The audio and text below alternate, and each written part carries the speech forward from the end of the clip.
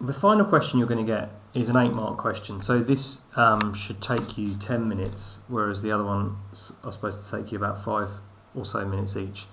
And so that, means you're going to have to spend a bit longer and the answer is going to be a bit more detailed. And this one will always ask you which interpretation gives a more convincing opinion about Hitler's appeal.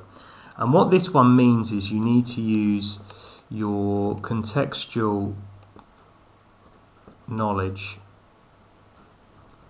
to judge the content. In other words, what they're saying. You need to use your knowledge to say whether you think what they're saying is true or not. It's no good just saying it's true because I say it's true. You've got to use some specific knowledge to back it up or to contradict it. Okay, so let's have a look at them and think about the types of knowledge that we could use. So let's go back to the actual content itself. So remember, Albert Speer talked about Hitler being swept away by Hitler's passion. Well, we could say yes, on the one hand, that is true. He was passionate and hypnotic. We could use specific knowledge. We could say he spoke to huge rallies where there were thousands of people. For example, in Nuremberg, he would use his voice very effectively. He would be loud and then he would be quiet. He would keep people waiting in order to build the suspense up. So there was a lot in the way he did this which was hypnotic and people were very bowled over by it.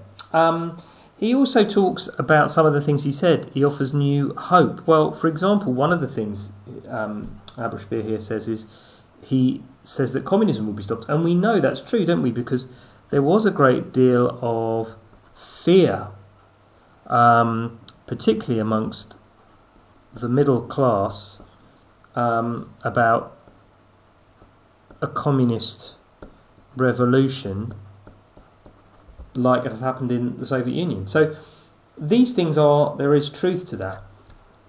We could also contradict some of these if we wish to, but we don't need to write down everything, but we need to show that we understand the context. Victor Schiff, he talks about the world economic crisis causing it, and again we know that's true as well, because we know that at its peak there was 6 million unemployed. We know there was widespread poverty across the nation. A country that had relied on US loans now could not, and US trade now could not. And so we know that there was mass unemployment.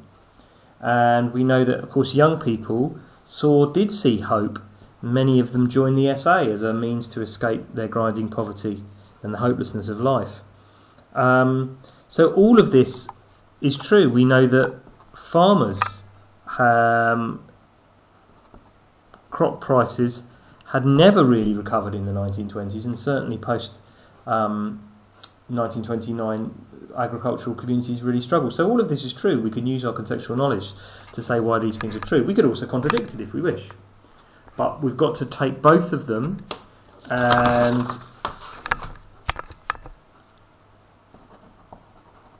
we've got to use our knowledge to explain why these are convincing or not. I've focused on why they're convincing, but you could also say why they are not wholly convincing.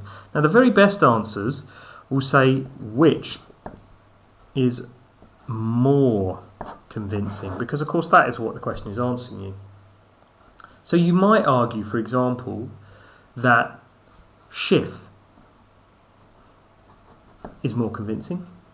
And you could argue that because you know from your own knowledge that before 1929, in fact, the Nazis and Hitler had limited appeal, don't you? Because you could say, for example, that they had only 12 representatives in the forgive my spelling, Reichstag. But by 1930 it was 100 plus. So you could argue that whilst they're both convincing, it's more convincing to say this was true because although he obviously had charisma, actually that was less important until after the Wall Street crash and the economic depression started. And that's how you could compare the two. So you've got to write about both. You've got to say whether they're convincing or not using your knowledge, and ideally you need to be able to say which you find most convincing.